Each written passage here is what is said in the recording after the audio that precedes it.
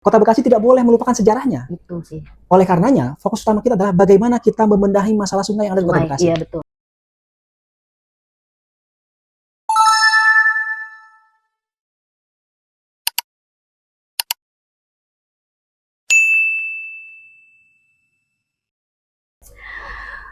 Bawa rantang isinya perkedel. Cakep. Cakep.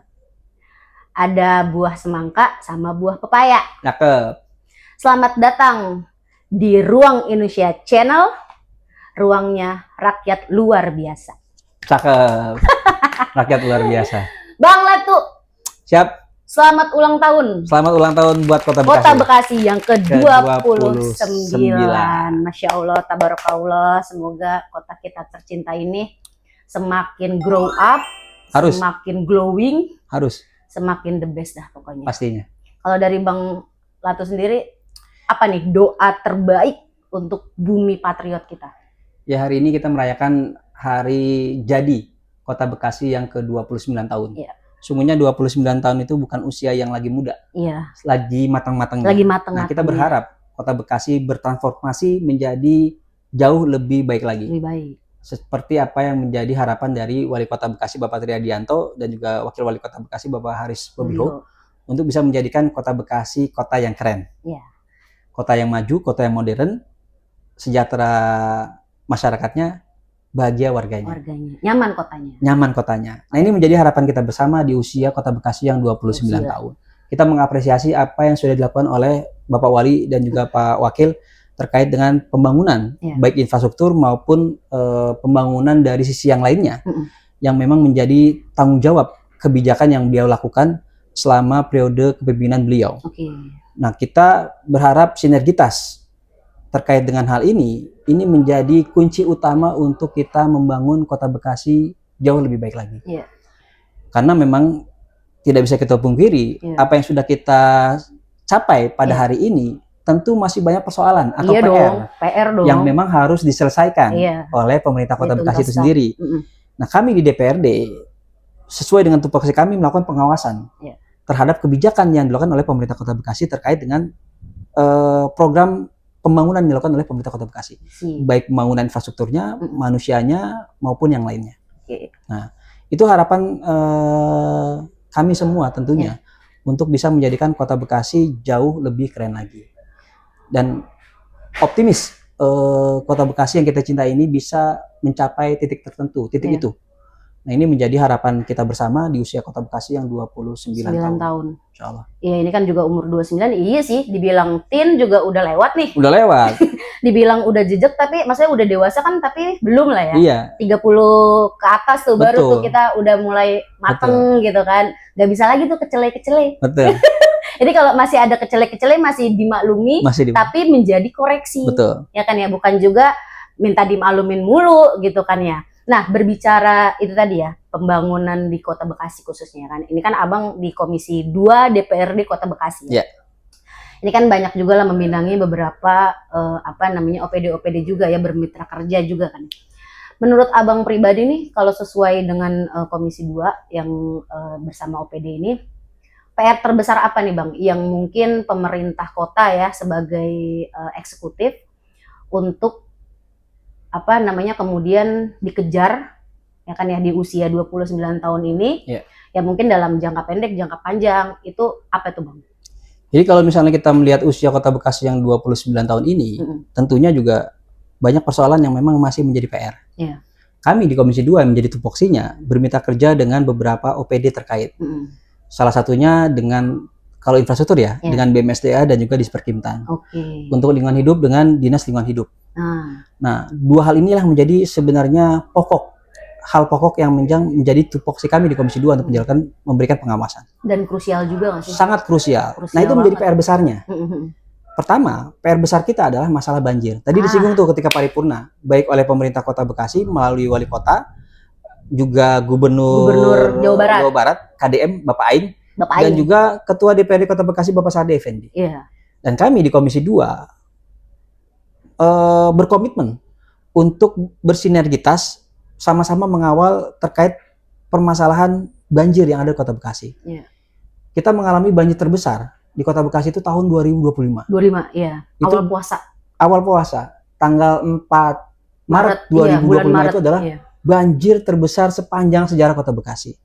Dari mana permasalahannya? Sungguhnya permasalahan itu adalah dari hulu sampai dengan hilir.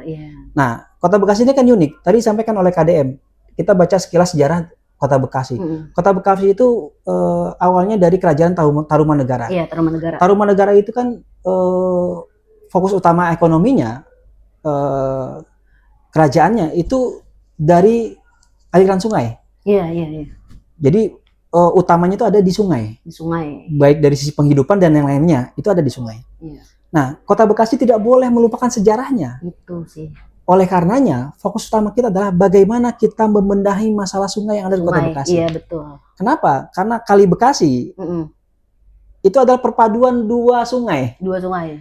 Yang pertama adalah Sungai Cilengsi. Cilengsi, iya. Yang kedua adalah Sungai Cikeas. Jadi ada 3 sih, cabangnya ada 3 ya? Cabangnya ada 2. Cabangnya ada 2. Cuman kita masuknya 1, mengerucut di Kali Bekasi. Ketika masuk di Kota Bekasi, di titik awal temunya itu adalah di P2C. Iya.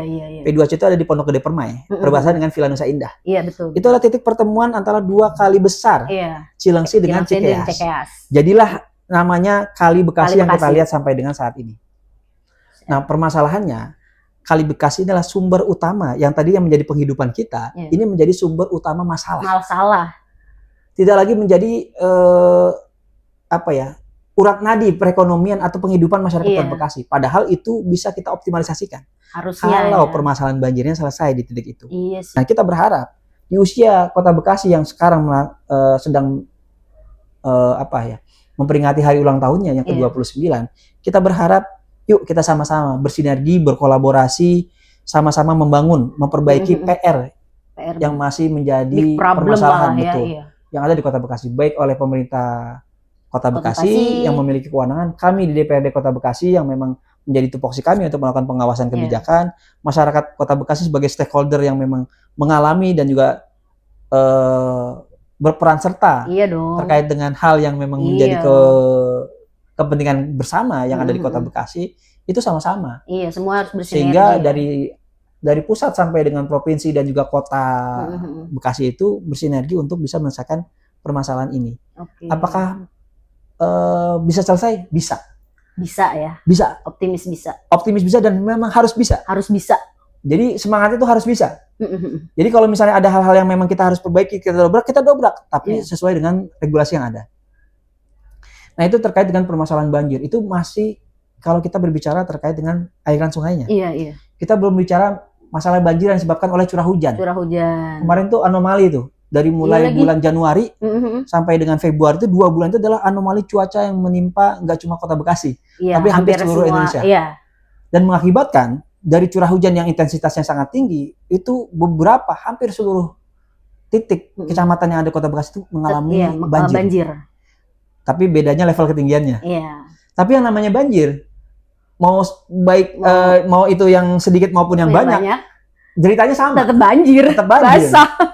Effortnya juga sama. Iya dong. Nah, oleh karenanya, banjir yang terkait dengan curah hujan yang berlebihan itu adalah ada pada masalah drainasenya.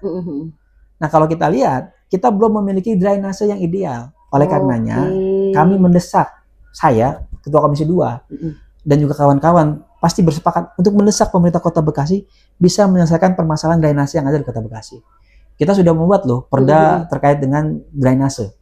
Oh, ada perdanya. Ada perdanya, kita sudah buat perdanya. Oleh karenanya dari perda itu kita harus bisa melihat adakah blueprint drainase yang ada di Kota Bekasi sehingga terlihat mana jalur utama drainase yang ada di Kota Bekasi yang memang menjadi beririsan dengan jalur utama jalanannya, mana yang menjadi sisipan atau irisan yang ada di tiap-tiap wilayah lingkungan, baik RT maupun RW, sehingga salurannya itu jelas. Dari yang lingkungan RT RW bermuara ke jalur utama sampai dengan nanti juga ke Kali Bekasi dan sampai dengan ke Laut Babelan. Tapi menarik tadi ya, kalau balik lagi ke masalah sungai itu saya baru tahu sih ya. Jadi kita memang sejarahnya kan Kerajaan Tarumanegara. Betul. Dan justru penghidupan ekonomi kita itu awalnya dari aliran sungai ya. Betul. Ini malah dulu jadi sumber ekonomi, sekarang malah jadi sumber masalah. Sumber masalah. Ya Allah, apa ya?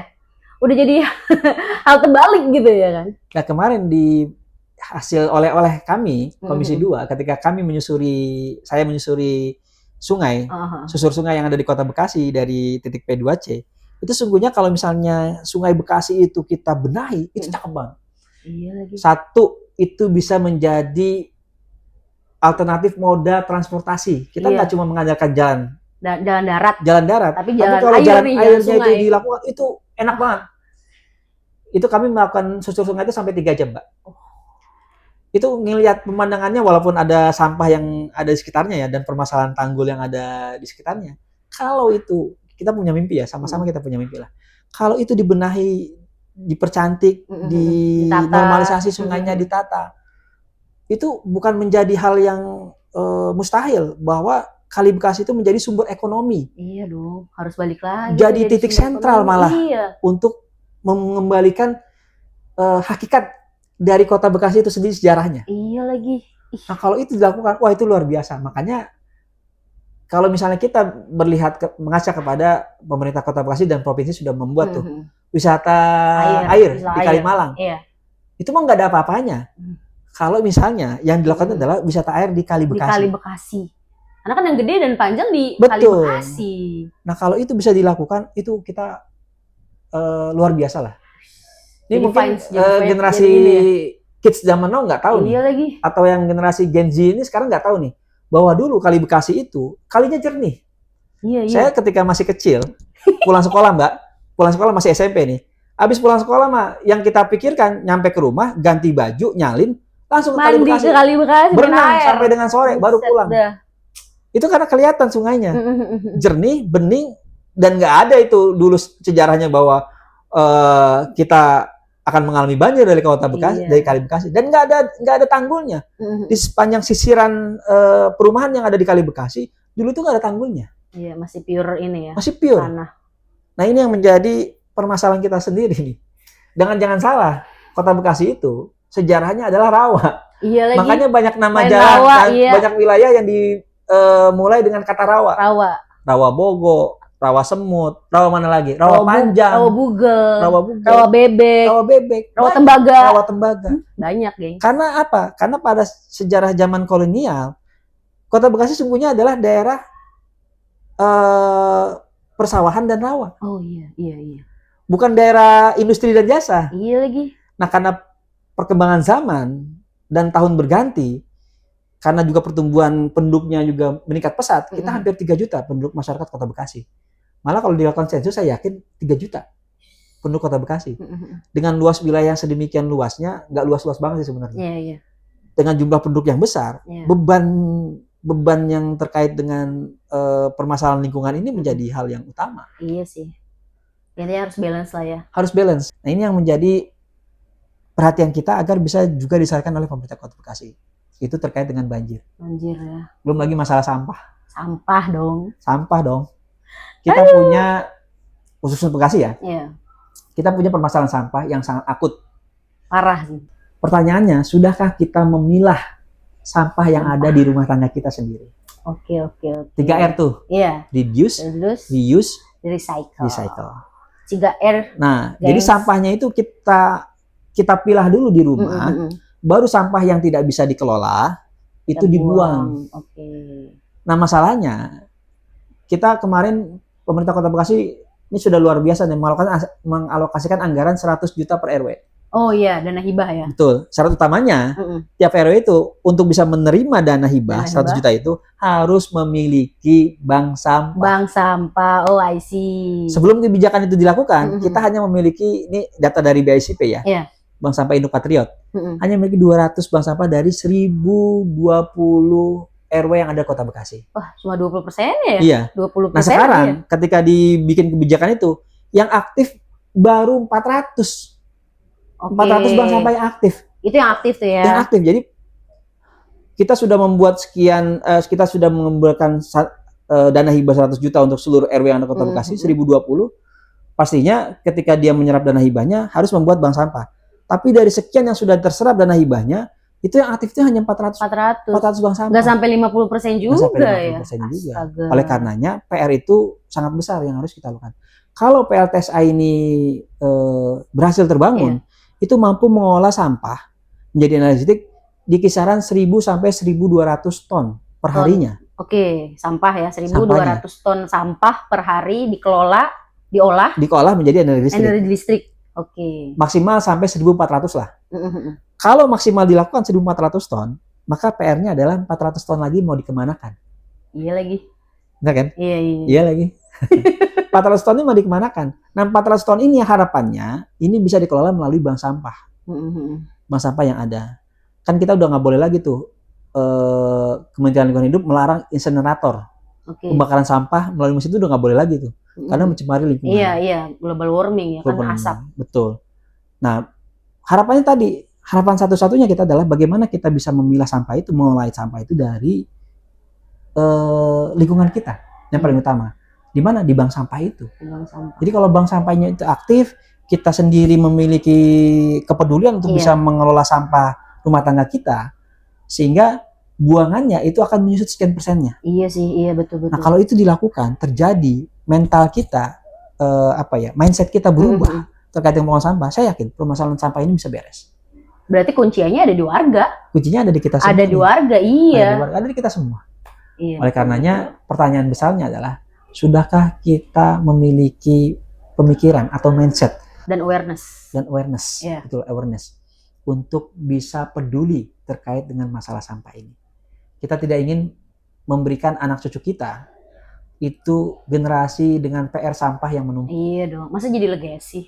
Masa legasinya sampah? Legasinya sampah? Nggak seru banget. Iyalah. Di usia 29 tahun ini, lagi. Saya menghimbau, bukan cuma menghimbau ya, meminta kepada masyarakat Kota Bekasi, yuk sama-sama kita peduli terkait dengan masalah sampah ini. Sampah di Kota Bekasi. Sehingga status darurat sampah yang ada di Kota Bekasi ini, yang kota stigma ya, stigma Kota Bekasi kan menjadi kota sampah. Kota sampah. Orang kalau misalnya ditanya, Bapak tinggal di mana, Ibu tinggal di mana, Mbak tinggal di mana di Kota Bekasi, oh, Bantar Gebang. Yang ada gunung sampahnya gunung itu sampah ya. Di Bantar Gebang. Itu mindset pertama yang terlintas di pikiran. Iya dong, image-nya ya. Orang masa lain. Gunung sampah dong. Ketika kata Bekasi itu diucapkan. Iya. Belum lagi panasnya. Iya, belum lagi jauhnya planet Bekasi. Aduh. Itu kan anekdot sebagai sebuah sindiran sebenarnya. Iya dong. Akhirnya menjadi identitas yang melekat bagi Kota Bekasi. Bagi warga juga. Bagi warga juga. Secara misalnya kita berbicaranya lebih ringan ya, ya nggak masalah. Iya. Have fun aja. Tapi kan secara permasalahannya sebenarnya sesungguhnya itu adalah sindiran. Iya dong, kalau kita berpikir secara ini ya. Sarkasme yang disematkan kepada kita terkait dengan permasalahan yang ada di Kota Bekasi. Iya lagi. Tapi kita optimis, kita mampu untuk membenahi masalah banjir, masalah sampah, masalah macet lagi ya. Dan juga jalan yang banyak rusak yang ada di Kota Bekasi. Iya lagi, lobang-lobang gitu. Nah, ini sedang kita benahi. Pemerintah Kota Bekasi berupaya untuk bisa melakukan percepatan pembangunan. Oleh karenanya kami kemarin di Komisi 2 memanggil dinas terkait, terutama BUMSDA, untuk melakukan percepatan pembangunan terkait dengan infrastruktur jalan. Oh iya, I see. Jadi kalau misalnya itu kewenangannya provinsi, kita desak provinsi. Tadi juga Pak KDM juga sudah menyampaikan, kalau misalnya menjadi kewenangan provinsi, dananya akan kita berikan haknya kepada jalan. Dari uang pajak itu kembali ke pajak kemana? Ke jalan, ke jalan yang menjadi inti dari permasalahannya. Nah, Kota Bekasi juga harus bisa bersinergi terkait dengan permasalahan jalan yang rusak ini, sehingga masyarakat Kota Bekasi merasa aman dan nyaman ketika melewati jalan-jalan yang ada di Kota Bekasi. Tidak ada lagi tuh berita terkait dengan korban jatuh atau yang meninggal terkait dengan kondisi jalan yang rusak yang ada di Kota Bekasi. Belum lagi permasalahan yang lainnya. Banyak sih. Tapi kalau menjadi tupoksi di Komisi 2, 3 hal itu yang menjadi utama. Banjir, sampah, macet. Buset dah. Ini mah udah ini yang krusial di sini semua nih, Bang. Krusial di sini. Ini jadi PR kita bersama. Kita nggak cuma membebankan kepada pemerintah kota. Iya. Tapi kita sama-sama yuk bersinergi, membangun, memikul tanggung jawab yang sama. Iya. Bahwa permasalahan ini nggak bisa kita cuma serahkan ke Pemkot, ke DPRD Kota Bekasi, atau tapi kita semua memiliki andil. Iya dong, kan kita yang stay di sini, kita grow di sini, kita mencari nafkah di sini ya. Harus sama-sama, ayo gengs, kita menjaga kota kita tercinta ini dari sampah, dari air. Tapi banjir pun kan sebenarnya kuncinya juga di sampah dong. Ya kan? Betul. Kalau misalnya kita lihat dulu pernah viral tuh. Iya. Ada banjir kiriman dari hulu ke Kota Bekasi. Kirimannya apa? Sampah dan kayu. Iya lagi. Luar biasa. Jadi iya, kayu-kayu itu dari sampah dan kayunya itu kita bisa berdiri di atasnya. Itu zamannya Pak Wali tuh. Iya lagi. Ada beberapa kejadian yang banjirnya seperti itu. Jadi nggak cuma airnya, tapi membawa juga sampah dan juga kayu-kayu yang gelondongan luar biasa. Nah ini kan menjadi persoalan nih. Sampah ini memang menjadi persoalan utamanya sebenarnya. Utama sampah, gengs. Banjir kalau kita lihat ya, mohon maaf ya, kita lihat di jalan ada saluran airnya, ada drainasenya. Pertanyaannya, apakah drainasenya berfungsi? Itu dia. Kalau kita lihat ke dalamnya, itu sampahnya, itu endapan lumpurnya, itu sudah sedemikian parah. Iya dong. Sehingga mau sebanyak apapun, mau sebesar apapun curah hujannya, pasti tidak akan tertampung. Iyalah. Karena salurannya juga tidak berfungsi dengan baik. Nah, oleh karenanya, ini mumpung kita memperingati HUT Kota Bekasi ke-29 nih, tahun-tahun yang akan datang kita berupaya untuk bisa membenahi satu demi satu, tahap demi tahap, step by step permasalahan yang ada. Oke, menarik nih Bang. Mungkin next kita bisa bicara lebih dalam sejarah boleh. Kota Bekasi ya. Menarik tuh. Tadi ya. Ini saya menarik banget nanti nih kalau kita kumpas tuntas. Oke, terima kasih Bang Latu. Insyaallah.